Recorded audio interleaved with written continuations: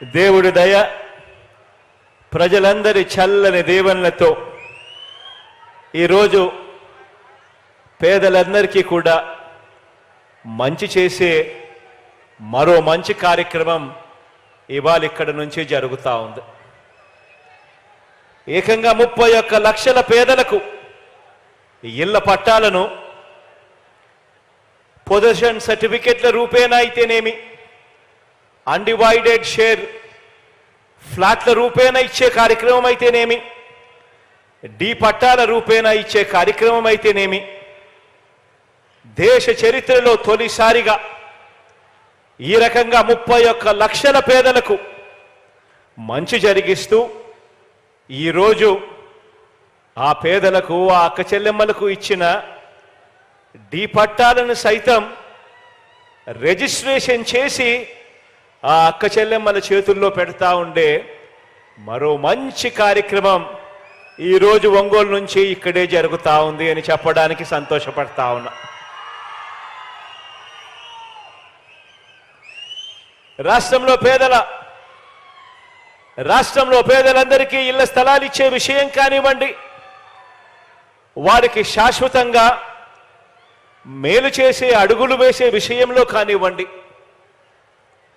ఇళ్ల నిర్మాణం విషయంలో కానివ్వండి, గత ప్రభుత్వానికి మనందరి ప్రభుత్వానికి మధ్య తేడా ఎంతుందో ఒకసారి గమనించమని చెప్పి మీ అందరితోనూ కూడా కోరుకుంటూ మీ అందరి సమక్షంలో కొన్ని విషయాలు మీ అందరి ముందు ఉంచదలుచుకున్నాను. ఈరోజు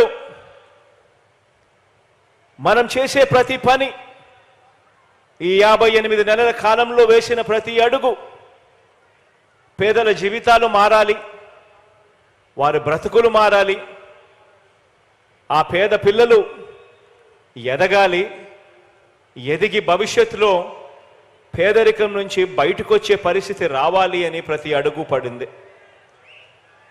పేదలకు ఒక న్యాయం, పెద్దలకు మరో న్యాయం ఉండటానికి వీల్లేదని పేదలకిచ్చే ఇళ్ల పట్టాలను కూడా రాష్ట్రంలో ఐఏఎస్ అధికారులకు కానీ, లేకపోతే ఎప్పుడైనా ఎమ్మెల్యేలకు ఇచ్చే పట్టాలు కానీ, లేకపోతే ఇతర ప్రముఖులకు ఇచ్చే వాళ్లకు పట్టాలు ఇచ్చినప్పుడు వాళ్ళకు ఏ నిబంధనలు అయితే వర్తిస్తాయో, ఏ నిబంధనలు అయితే వాళ్లకు పెడతామో అవే, అటువంటి నిబంధనలే, అటువంటి రిజిస్ట్రేషన్ ఇచ్చి కన్వేయన్స్ డీడ్ ఇచ్చే కార్యక్రమమే మన పేదలందరికీ కూడా జరగాలి అని చెప్పి మొట్టమొదటిసారిగా రాష్ట్ర చరిత్రలో ఎప్పుడూ జరగని విధంగా ఏకంగా పేదలకు ఇచ్చే ఇళ్ల పట్టాలను డి పట్టాలుగా కాకుండా ఏకంగా రిజిస్ట్రేషన్ చేసి ఇచ్చే కార్యక్రమం జరుగుతా ఉంది ఇవాళ ఇక్కడ నుంచి. రాష్ట్రంలో ప్రజలకు 2 రకాల నిబంధనలు ఉండటం నిజంగా నాకు కూడా ఆశ్చర్యం అనిపించింది. నాకు మొట్టమొదట తెలీదు,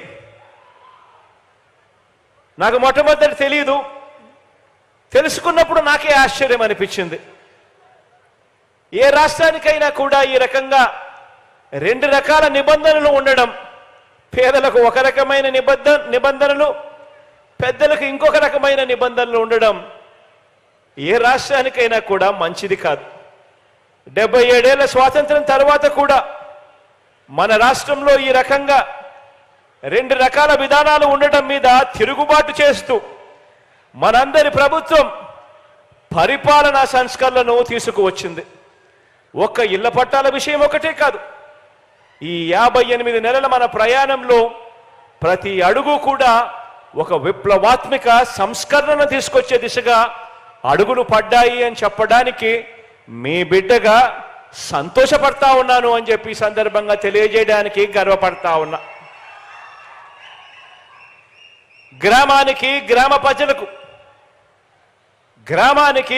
ప్రజలకు పట్టణ ప్రజలకు అందించే పౌర సేవల విషయంలో అయితేనేమి, ఇంటింటికి తలుపు తట్టి అందించే సేవల విషయంలో అయితేనేమి అన్నింటిలోనూ కూడా విప్లవాత్మక మార్పులు తీసుకువచ్చి మనందరి ప్రభుత్వం అడుగులు ముందుకు వేసింది అని చెప్తా ఉన్నాను.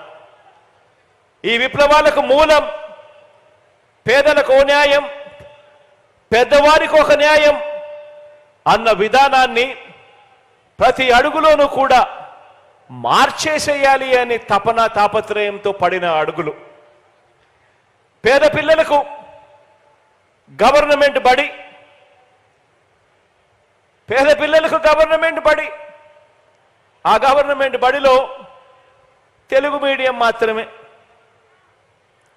అదే డబ్బులున్న వారికి వారి పిల్లలకు ప్రైవేట్ బడులు, ఆ ప్రైవేట్ బడులలో ఇంగ్లీష్ మీడియం. కేవలం ఇద్దరి మధ్య తేడా డబ్బులుండడం మాత్రమే.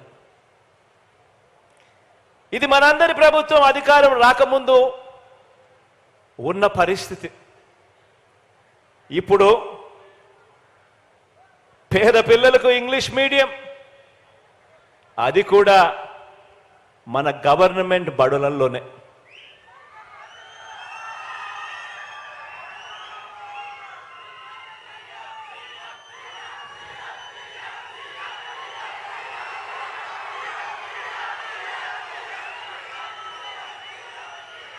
కార్పొరేట్ బడులకు పోటీగా మన గవర్నమెంట్ బడులలో నాడు నేడు సమూల మార్పు